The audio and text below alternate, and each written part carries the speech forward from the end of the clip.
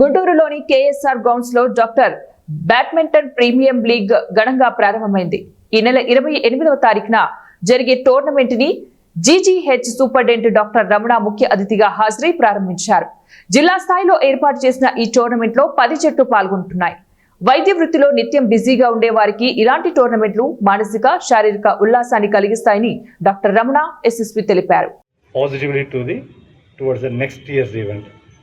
So play for fun, let us play and don't bother about winner.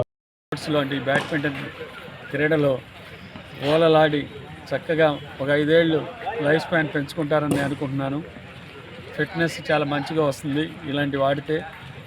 నేను అనుకోవటము ఇలాంటివి రెగ్యులర్గా జరగాలని, క్రికెట్ కానీ ఇలాంటి ఏది ఇంట్రెస్ట్ ఉంటే అది జరిగి మనకి ఇక్కడ డాక్టర్స్ ఫిట్నెస్ కూడా పెరిగి డాక్టర్స్కి స్ట్రెస్ బస్టర్స్గా, రిలాక్సేషన్గా ఉంటాయని, ఇవి కంటిన్యూ అవ్వాలని వీళ్ళందరూ అన్ని టీమ్స్ కూడా ఆల్ ది బెస్ట్ చెప్తున్నాను. ఎవరైతే ముందు ఈ కప్పు కొడతారో వాళ్ళకి ముందుగానే